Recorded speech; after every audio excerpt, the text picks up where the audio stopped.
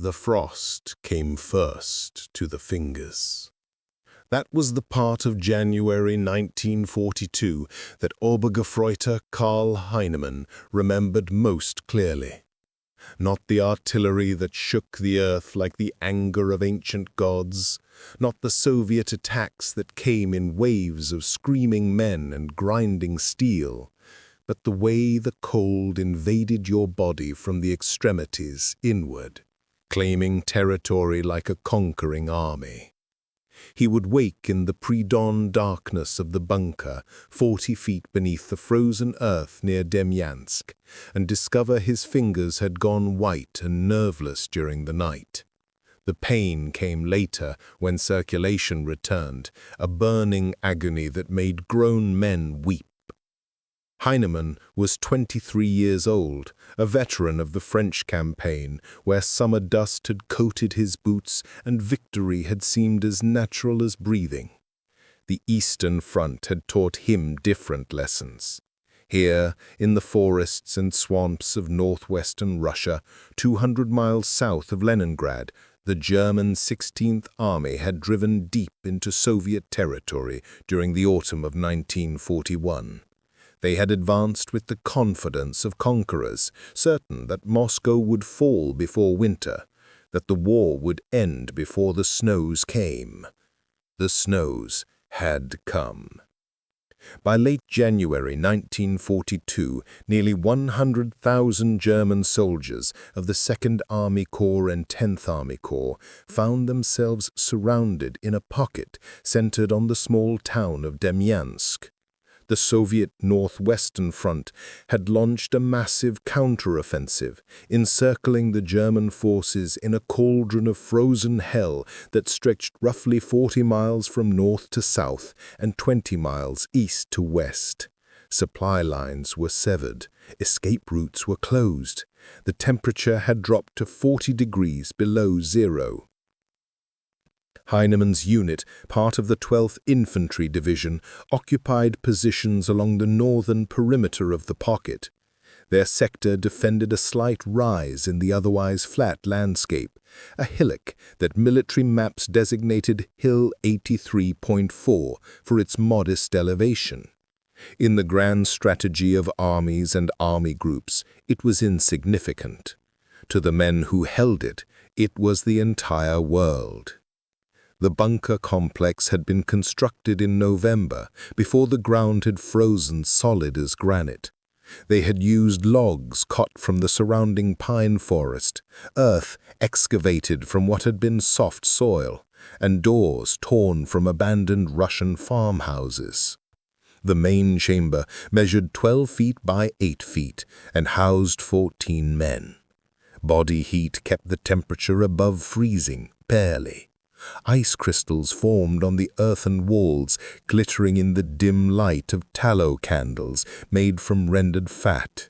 The smell was overwhelming. Unwashed bodies, rotting foot wrappings, the latrine bucket that couldn't be emptied when Soviet snipers controlled the approaches. The sweet, sick odor of frostbite necrosis. The men lived like animals in a burrow, emerging only for sentry duty or when Soviet attacks forced them into fighting positions. Above ground, the landscape had been transformed into something alien and hostile. Trees stood as blackened skeletons, stripped of branch and branches by artillery fire. Snow lay 4 feet deep in places, less where wind had scoured it away, more in drifts that could swallow a man. The earth itself was frozen so hard that mortar rounds sometimes bounced rather than exploding, skittering across the iron ground like stones skipped on water. Heinemann had been a clerk before the war, working in his father's printing business in Cologne. He had soft hands and wore spectacles, characteristics that had made him the target of good-natured mockery during basic training. The Eastern Front had burned away everything soft. His hands were now cracked and bleeding, the skin split open by cold and rough work. His spectacles had been lost in a Soviet attack in December, making everything beyond 20 meters a blur. He had learned to function in a world of indistinct shapes and movement, relying on sound and instinct more than vision. The rations arrived by air. This was the miracle that kept them alive, and the curse that reminded them of their imprisonment. The Luftwaffe had established an air bridge, flying supplies into makeshift airstrips carved from frozen lakes and fields within the pocket. Junkers U-52 transport aircraft, the workhorses of German logistics, braved Soviet fighters and anti-aircraft fire to deliver ammunition, food, fuel, and medical supplies. On good days, the transport planes brought hope. On bad days, when weather grounded the fleet or Soviet fighters exacted their toll, the hope died with the crews. The daily ration in January consisted of 9 ounces of bread, frozen so hard it had to be thawed against the body before eating. 2 ounces of meat, usually horse, sometimes dog, occasionally something unidentifiable. A handful of dried vegetables. 1 cigarette per man per day, a commodity more valuable than gold. The official ration contained 2,000 calories. Survival in 40 below temperatures required 4,000. The mathematics of starvation was simple and inexorable. Heinemann watched his body consume itself. His ribs became visible ridges beneath skin that had taken on a grey translucency. His wedding ring, which had fit snugly in August, now spun loosely on his finger. He had tied it with thread to prevent losing it, this last connection to Greta and little Hans back in Cologne, to a life that seemed more distant than the moon. He wrote letters when paper was available, knowing they would not be mailed until the pocket was relieved, if it was relieved, if he survived to see relief. The letters documented a descent into conditions he could barely articulate even to himself. The Soviet attacks followed patterns that the Germans learned to anticipate. Artillery barrages that began in darkness, the shriek of incoming rounds providing perhaps 3 seconds of warning before impact. Katyusha rocket launches, which the Germans called Stalin organs for their distinctive sound, saturated areas with explosions that shredded men and fortifications alike. Then came the infantry, waves of soldiers in white winter camouflage, sometimes preceded by tanks, always accompanied by their battle cry that sounded like the howling of wolves. "Hurrah! Hurrah! Hurrah!" The sound carried across the frozen landscape, building in volume as hundreds of voices joined the chorus. It was meant to terrify, and it succeeded. In the darkness of the bunker, listening to that approaching thunder of voices, Heinemann felt his bowels loosen with fear. This was not the fear of his first battle, which had been sharp and clarifying. This was a deeper terror, the knowledge that death was patient and methodical. That each attack survived simply meant another would follow.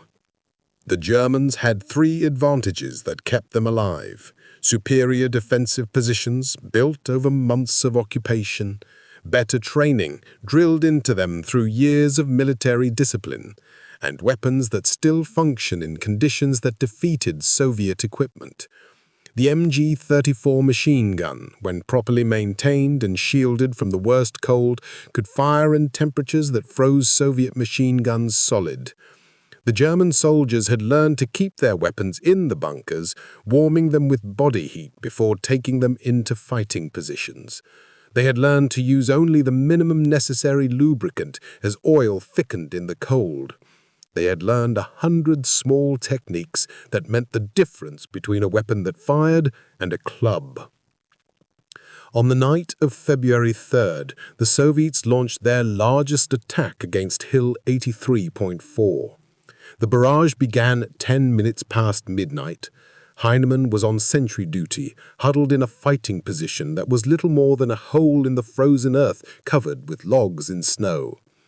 The first rounds landed 200 meters behind the German line, the standard pattern of a creeping barrage designed to move forward and crush defenders in their positions. The earth shook with each impact. Snow fell from the log roof of his position, dusting his shoulders and helmet.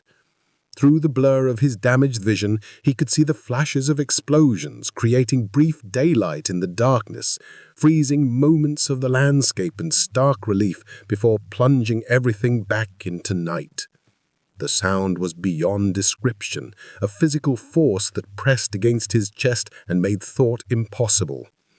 He had perhaps 10 minutes before the barrage reached his position. The protocol was clear: retreat to the bunker during the bombardment, return to fighting positions when it lifted to repel the infantry assault that would follow. But the distance to the bunker was 50 meters of open ground, and artillery rounds were falling with increasing density. Men who ran during barrages were sometimes found afterward, killed not by direct hits, but by the concussive force that ruptured organs and birthed blood vessels without leaving external marks. Heinemann pressed himself into the bottom of his hole and prayed to a God he was no longer certain existed. The prayers of his childhood had been about forgiveness and grace. His prayers now were simpler. Please. Just please. The words repeated in his mind like a heartbeat, stripped of theology or hope, reduced to the most basic human appeal against extinction. An explosion lifted him from the ground and slammed him against the wall of his fighting position. Earth and snow collapsed inward, burying him to the chest. He could not hear, could not see, could not feel his legs. For a moment that stretched into eternity, he was certain he was dead, and this was death, a gray nothing of pressure and darkness. Then his hearing returned as a high-pitched whine, and with it came the realization that he was screaming. Hands grabbed him, pulled him from the debris. Unteroffizier Koch, his squad leader, a Bavarian farmer with arms like tree trunks, lifted him bodily and half carried, half dragged him toward the bunker. Other shapes moved through the darkness and smoke, men retreating from forward positions, seeking shelter before the barrage intensified further.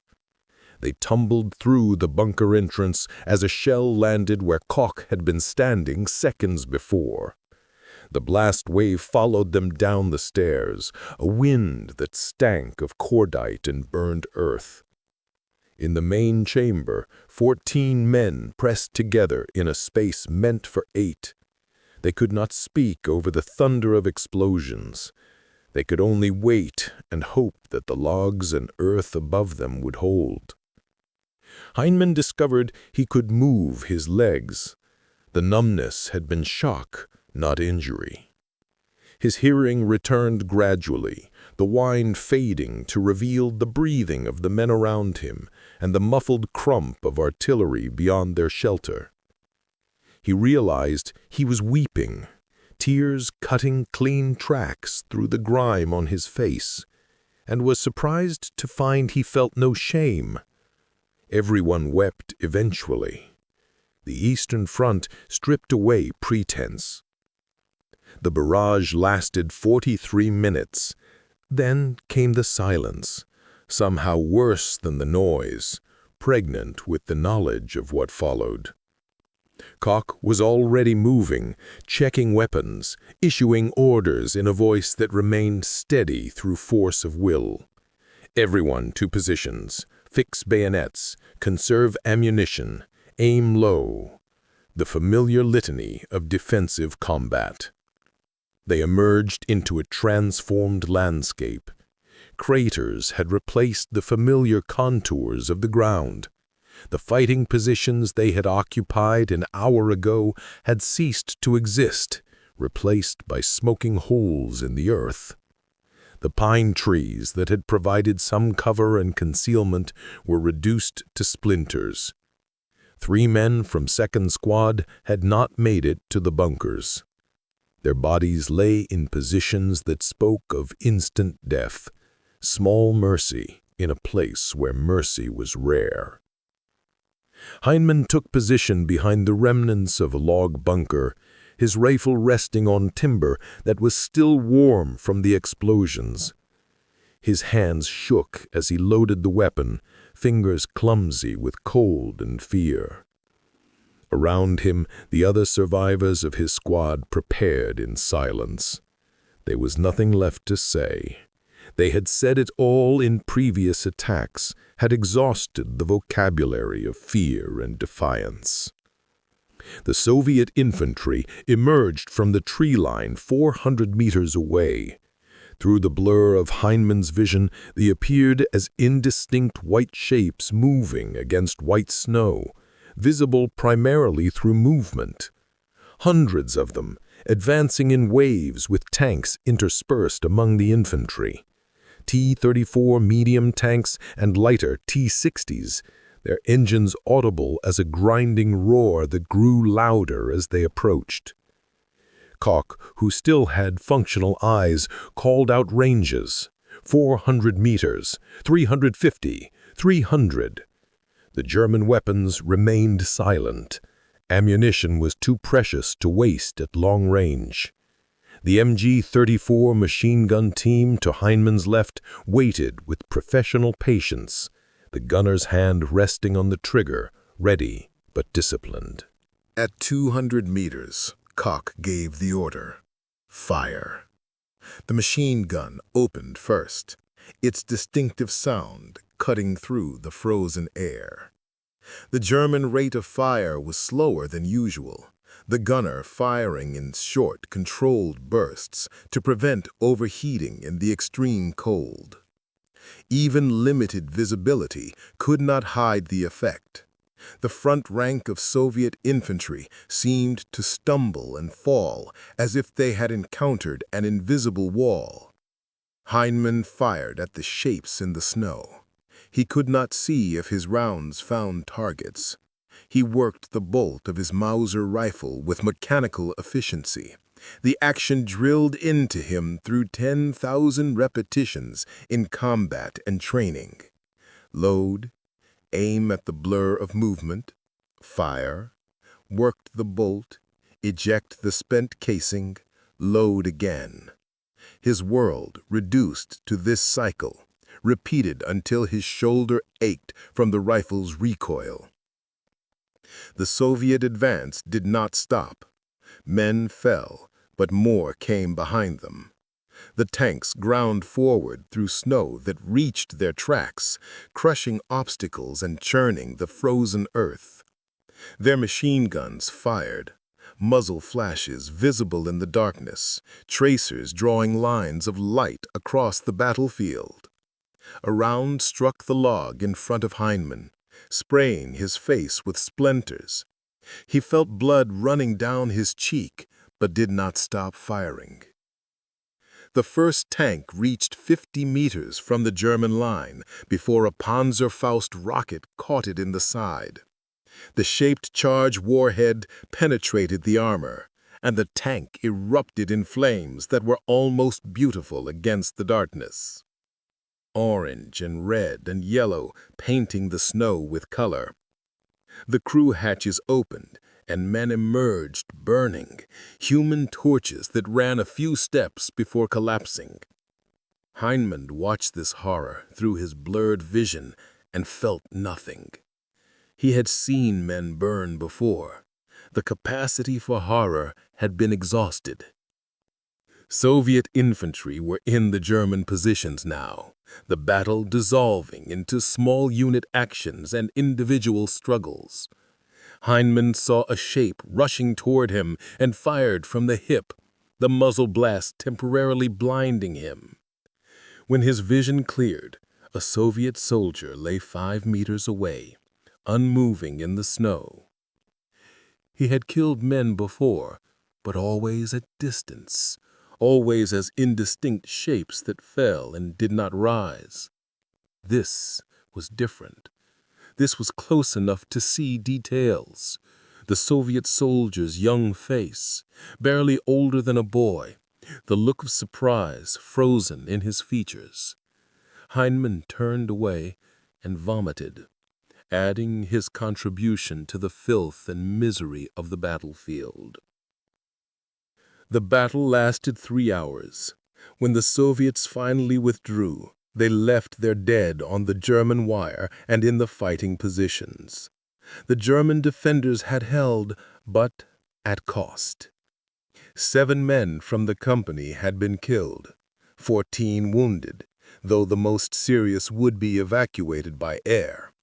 The lightly wounded remained in position because there was nowhere else for them to go.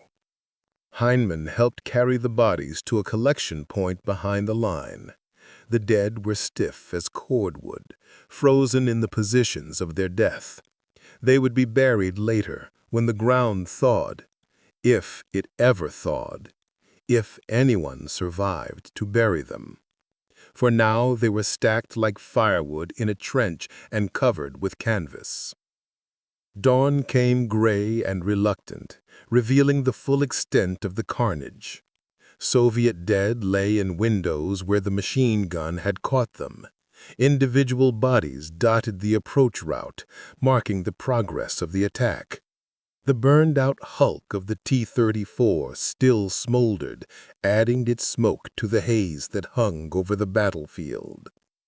In the cold morning light, with the adrenaline of combat faded, Heinemann looked at what they had done and what had been done to them, and wondered how much longer this could continue. The answer came from the sky. Throughout February, the air bridge intensified. The Luftwaffe flew in reinforcements, individual replacements to fill the gaps left by casualties. They flew in ammunition and fuel and the minimal supplies needed to sustain combat operations. They flew out the wounded, the frostbite cases, the men whose minds had broken under the strain. The U-52 transports became lifelines in the most literal sense. Heinemann watched them arrive and depart from improvised airstrips carved into frozen lakes. The aircraft approached low and fast, seeking to minimize exposure to Soviet anti-aircraft fire. They touched down on ice that groaned under their weight, taxied to unloading zones where ground crews worked with desperate speed, then took off again with their cargo of wounded and broken men. Some did not make it. Soviet fighters prowled the approaches, and occasionally a transport would erupt in flames and cartwheel across the ice, spilling its cargo of men and materials into the snow. The psychological effect of the airlift was profound. As long as the aircraft came, the men in the pocket could believe they had not been abandoned. The sound of engines overhead became a form of reassurance, proof that the world beyond the pocket still existed and still remembered them. When weather grounded the transports, when days passed without supplies, despair settled over the pocket like fog. By late February, the supply situation had become critical. The Luftwaffe was losing aircraft faster than they could be replaced. Fuel shortages limited the number of sorties. Soviet fighters had established air superiority over parts of the pocket. The daily ration dropped to 6 ounces of bread and a handful of whatever else could be found. Horses were slaughtered and their meat distributed. Dogs disappeared from the villages. Rumors circulated of worse, of things done in desperation that men would not speak of directly. Heinemann's body continued its slow dissolution. His gums bled from scurvy. His joints ached with the deep pain of malnutrition. He developed a cough that racked his frame and left bloody spittle in the snow. The medical officer, overwhelmed with hundreds of similar cases, could offer nothing beyond advice to rest and stay warm, counsel that was impossible to follow. The cold was its own form of warfare, as lethal as Soviet artillery and more patient. Frostbite claimed extremities with methodical precision. Toes blackened and died, requiring amputation with whatever tools were available. Fingers lost their feeling and function, making the simple act of holding a rifle an exercise in determination. The medical officer performed amputations in the bunker by candlelight, using instruments sterilized in boiling water when fuel was available, vodka when it was not. Heinemann watched these operations with a detachment that frightened him. The first time he saw a man's foot removed with a bone saw, he had turned away and been sick. By the 20th time, he could watch without reaction. He understood what was happening to him, the gradual erosion of humanity that turned men into survival machines. He mourned this loss even as he accepted its necessity. To feel too much in Demyansk was to go mad. March brought no relief from the cold, but did bring changes to the strategic situation. The German spring offensive, Operation Bruchschlag, aimed to break through the Soviet encirclement and establish a land corridor to the pocket. Elements of the 1st Panzer Corps attacked from the west, fighting through forests and swamps to reach the besieged forces. The men in the pocket could hear the offensive. The sound of artillery carried across the frozen landscape, the distant thunder that marked the progress of friendly forces. Each day the sounds grew closer. Hope, that dangerous commodity, began to spread through the bunkers and fighting positions. Relief was coming. They would survive. They would escape the frozen hell of Demyansk. On March 21st, lead elements of the 122nd Infantry Division reached the pocket's western perimeter. The land corridor was established, narrow and vulnerable, but open. Supplies began flowing into the pocket by road for the first time in 2 months. Fresh troops arrived to relieve the exhausted defenders. Heinemann was in his bunker when word came that they would be withdrawn from the line. The reaction was muted. Men who had sustained themselves on the promise of relief found they had no energy left for celebration. They simply gathered their minimal possessions and prepared to move. The relief was almost anticlimactic after 2 months of siege warfare. The withdrawal march took 3 days. The distance was only 20 kilometers, but for men weakened by starvation and cold, it might as well have been 1,000. They moved in shoveling columns, supporting each other when strength failed, sometimes carrying those who could no longer walk.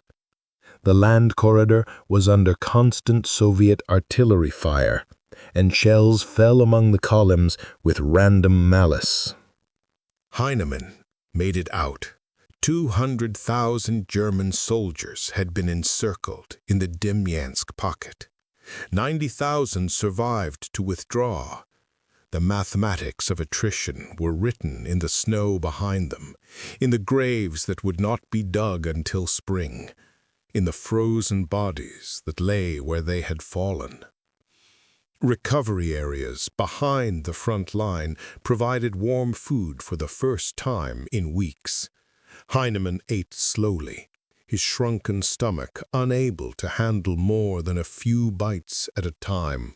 The bread tasted of nothing. His taste buds had been deadened by cold and malnutrition. But it was food, and it was warm, and he was alive.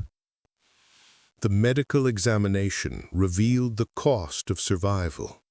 Heinemann had lost 40 pounds from his already slight frame. His feet showed frostbite damage that would require months of treatment. His lungs were compromised by pneumonia. His vision, already damaged, had deteriorated further. The examining physician marked him for evacuation to Germany, unfit for further frontline service. He wrote to Greta that night, the first letter that would actually be mailed. He tried to explain what he had experienced, but found the words inadequate. How could he describe cold that turned flesh to stone? How could he convey the particular terror of Soviet attacks in the darkness? How could he make someone who had never been hungry understand the obsessive focus on food that occupied every waking thought? In the end, he wrote simply, "I am alive. I'm coming home."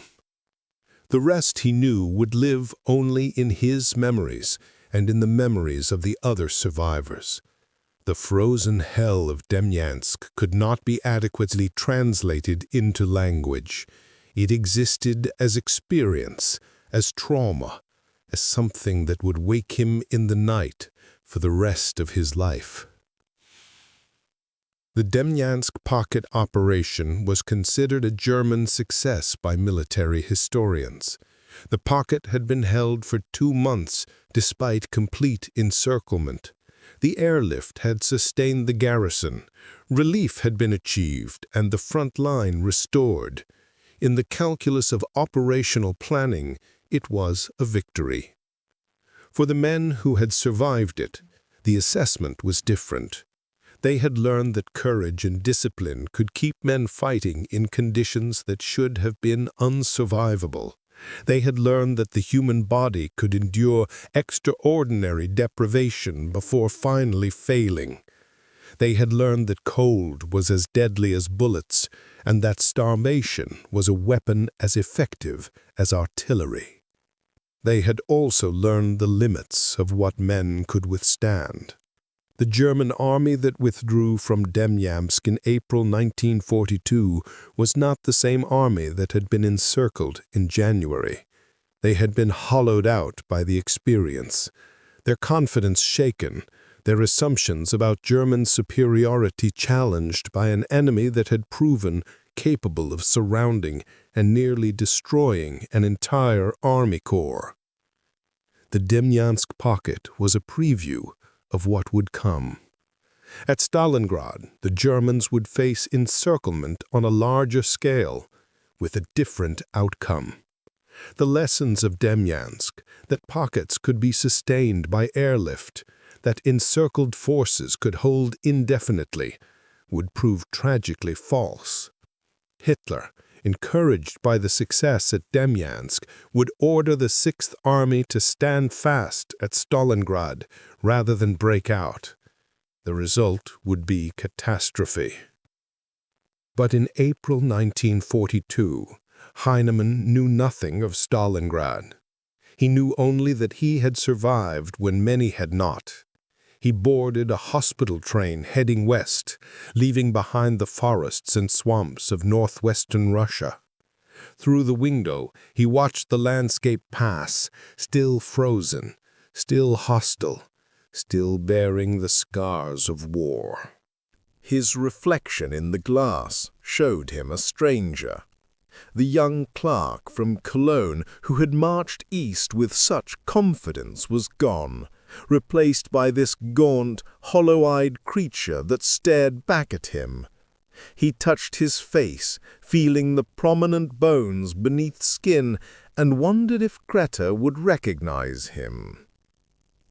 The train carried him away from the front, towards safety and recovery and the illusion of normalcy that existed in the rear areas. But part of him remained behind in the bunker beneath Hill 83.4, in the frozen fighting positions where he had learned what humans could endure and what they could inflict on each other. Decades later, when historians would interview the survivors of Demyansk, they would speak in clinical terms about casualties and logistics and operational decisions. They would analyze the encirclement from strategic perspectives, debating whether different tactical choices might have yielded better outcomes. The survivors would remember different things. The frost that came first to the fingers, the sound of Soviet attacks in the darkness, the taste of bread frozen solid as stone, the way cold transformed landscape and flesh into something alien and hostile. The faces of men who had not made it out, forever young in memory, forever frozen in the Russian snow. Karl Heinemann survived Demyansk. He recovered enough to return to limited duty in Germany, training replacements who would face their own frozen hells on the Eastern Front. He survived the war and returned to Cologne to find his father's printing business destroyed by Allied bombing. He married Greta, who had waited through years of silence and uncertainty. He raised his son Hans and never spoke of what he had experienced in Russia. But on winter nights, when frost formed patterns on the windows, he would wake from dreams of artillery barrages and Soviet attacks. He would feel phantom cold in his damaged feet and hands. He would remember the particular silence that followed battles when the living counted the dead and wondered how they had been spared. He had survived the frozen hell of Demyansk. The cost of that survival would be calculated not in wounds that healed or weight that returned, but in the permanent knowledge of what war truly meant. Not glory or triumph or noble sacrifice, but cold and hunger and fear and the slow erosion of everything that made men human. The Demyansk pocket closed in April 1942. The battles moved elsewhere, to Stalingrad and Kursk and 1,000 other places where men fought and died. But for those who had been there, who had endured the encirclement and survived, Demyansk remained frozen in memory, a place where they had learned that survival itself could be a form of defeat, that coming home did not mean escape, that some winters never truly ended.